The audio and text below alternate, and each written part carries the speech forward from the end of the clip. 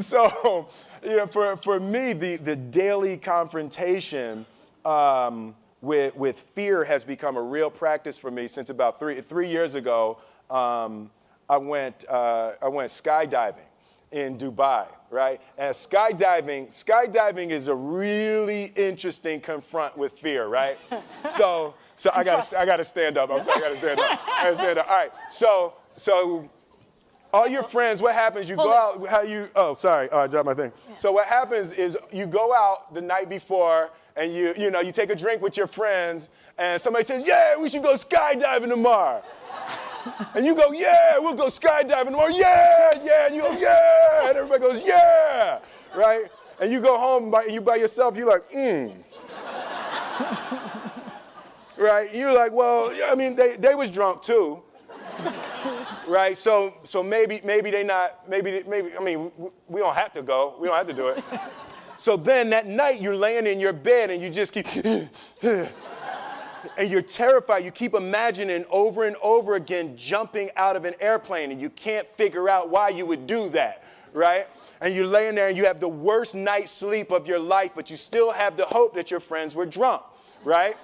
So you wake up the next day and you go, down and you say where you were going to meet, and everybody's there. You're like, oh, shit. All right, cool, right? So you get in the van, and you don't know that your friends had the same night that you had, because they're pretending like they didn't. They're like, "Yeah, man, my uncle's a Navy SEAL, and this is going to be great. I've been looking forward to this." And you're like, oh my God. And your stomach is terrible. You can't eat and everything, but you don't want to be the only punk who doesn't jump out of this airplane. So you get there, and then you have this safety brief. And you're standing there, and the guys will tell you, well, if the chute doesn't open, what's going to happen is why the hell, what could happen? That the chute wouldn't open, right?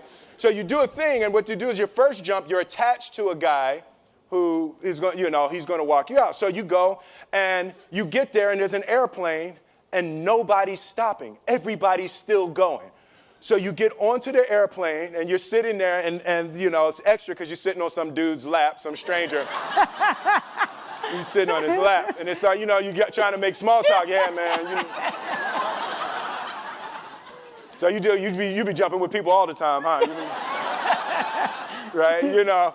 So, and then you just want to make sure, you got kids, right? You got people you need to see, right? You just want to make sure he's serious, right? So you get in there. So everything's normal. So you fly and you go up to 14,000 feet, and you notice there's a light. It's red and it's yellow and green, right? So right now the light's red. So then you start thinking at some point the light's going to go green, but you don't know what's going to happen, right? And you wait, and it goes yellow, and the light goes green, and somebody opens the door, and in that moment you realize you've never been in a freaking airplane with the door open. Right? Terror. Oh, sorry, I'm spitting.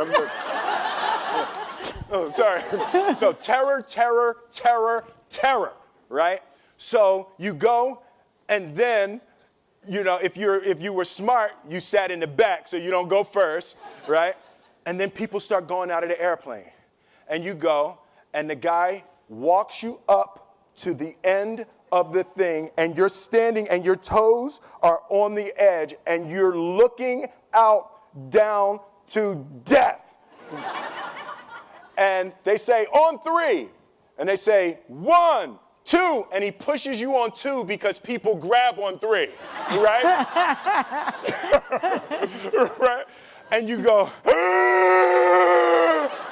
and you fall out of the airplane, and in 1 second, you realize that it's the most blissful experience of your life. You're flying, right? It doesn't feel like falling, right? It's like you actually are kind of held a little bit by the wind, and then you start falling, and there's zero fear. You realize that the point of maximum danger is the point of minimum fear. It's bliss. It's bliss, and you're flying, right? And you're doing that, and then 20 seconds, 25 seconds, 40 seconds, and you have enough time to just kind of be like, oh, shit, that's that building. I like that one.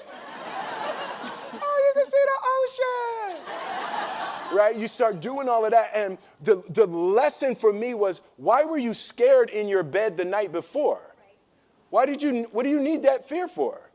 Just don't go. Why are you scared in your bed 16 hours before you jump? Why are you scared in the car? Why could you not enjoy breakfast? What did you need that? The fear is fear of what? You're nowhere even near the airplane. Everything up to the stepping out, there's actually no reason to be scared. It only just ruins your day. You don't have to jump. And then in that moment, all of a sudden, where you should be terrified is the most blissful experience of your life. And God placed the best things in life on the other side of terror. On the other side of your maximum fear are all of the best things in life. You know? Mm-hmm. So that was sorry. So that was, no, it's good. That was my experience with skydiving and fear. All right.